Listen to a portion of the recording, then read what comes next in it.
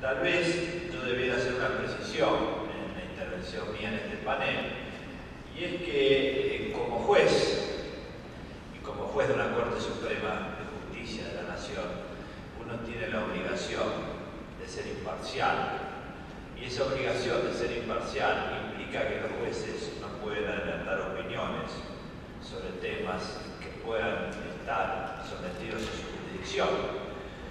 De así que la participación mía en este panel va a ser referida a la jurisprudencia y temas que ya ha tratado la Corte y otros de vinculación hemisférica, pero no puedo, y espero que lo comprendan, adelantar opinión sobre ninguno de los conflictos que puedan eventualmente ser sometidos a la jurisdicción.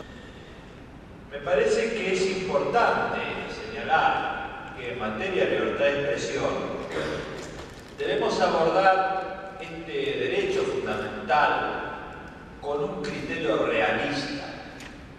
Este criterio realista nos obliga hoy en día, porque es habitual, sobre todo en el campo jurídico, señalar que los derechos terminan de ser reconocidos en las constituciones o en las leyes, y allí se acaba la tarea jurisdiccional. Creo que hay tres dimensiones de la libertad de expresión a las cuales nos podemos referir en esta participación. La primera de ellas es como derecho individual. Nuestra Corte Suprema, y creo que en esto hay una coincidencia importantísima en la región, ha reconocido el derecho individual a la libertad de expresión. Y este derecho individual a la libertad de expresión incluye el de las empresas periodísticas y el del periodismo en general, el de la profesión periodística. Y se han receptado en nuestras decisiones de la Corte Suprema los estándares internacionales, en particular los de la Corte Interamericana de Derechos Humanos. Y así se ha dicho que este derecho a la libertad de expresión es una parte fundamental del sistema democrático y constitucional argentino. Se ha dicho que no hay posibilidad constitucional de una censura previa, sino de una responsabilidad ulterior. Se ha señalado también que existe en nuestro sistema una prohibición contra la censura indirecta. En particular, la Corte ha sido muy clara en la definición de un estándar en materia de publicidad oficial como modo de censura indirecta y nuevo modo de censura como se plantea en la actualidad. El segundo aspecto que me parece importante poner de relieve es la dimensión institucional que tiene la libertad de expresión. Y aquí ya no hablamos de este derecho individual, sino la función que tiene la libertad de expresión dentro del sistema democrático. Y esto creo que hoy es uno de los grandes aspectos que presenta esta temática.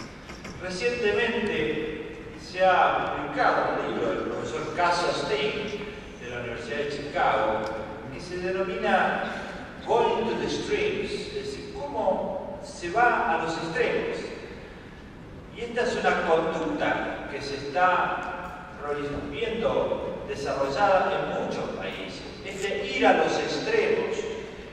Se produce fundamentalmente porque, según este autor, se trabaja dentro de grupos. Estos grupos cada vez tienen menos contactos entre sí, se vuelven autorreferentes, y entonces la conducta individual dentro de los grupos, al no tener el chequeo, la contrastación, produce un ir cada vez más a los extremos en diferentes planos de la vida social.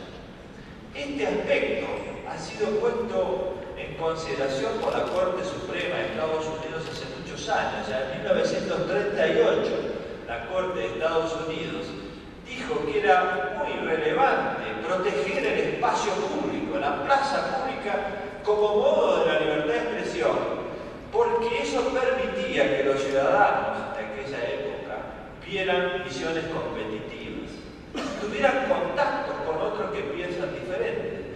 Entonces, de allí nace esta doctrina, que es la dimensión institucional de la libertad de expresión, que forma parte de la visión de balance de pesos y contrapesos. La libertad de expresión tiene una importantísima dimensión institucional porque permite la crítica, las visiones competitivas, combate la idea de un pensamiento único, de una sociedad homogénea.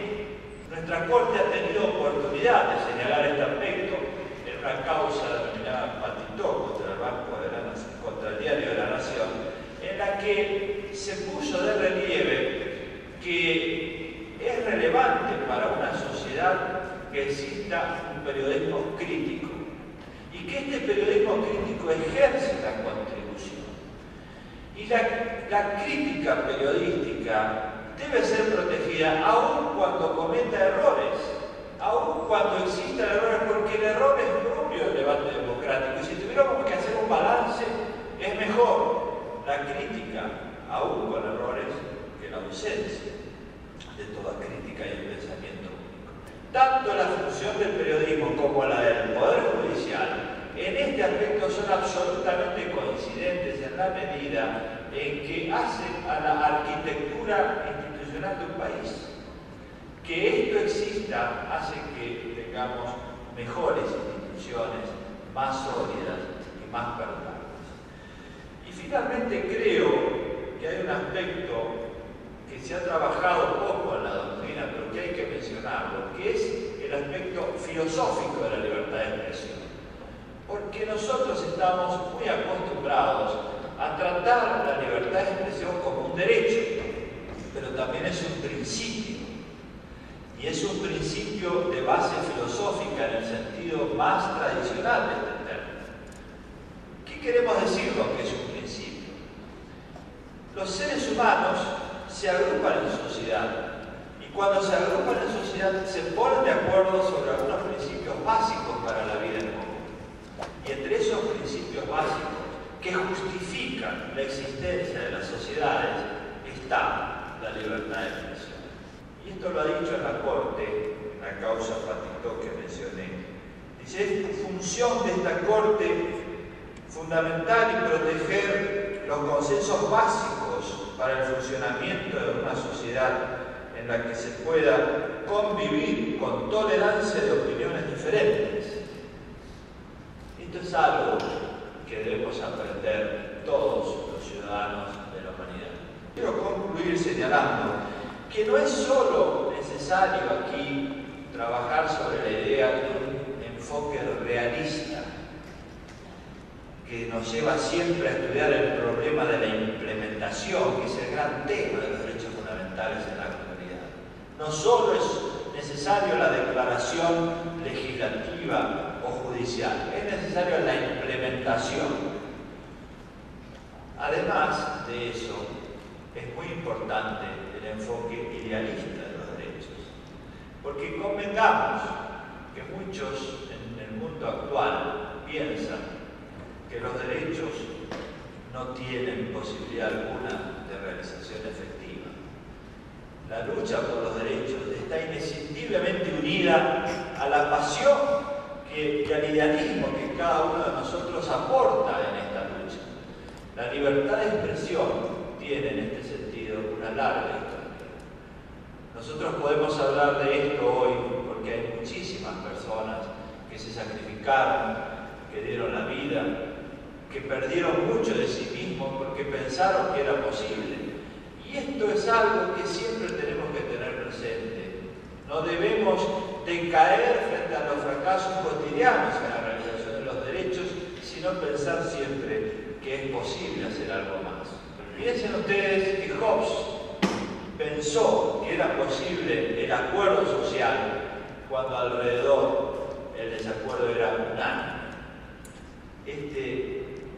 Hobbes, gran pensador de la humanidad, vivió en un momento de grandes disputas, de grandes pasiones, de peleas, de desacuerdo unánime entre todos los conciudadanos que vivieron en su época. Y sin embargo, él tuvo la dignidad y el idealismo suficiente para decir que la sociedad iba a encontrar una salida basada en un acuerdo de aquello que nos une y no en el desacuerdo fundado en lo que nos separa. Nada más.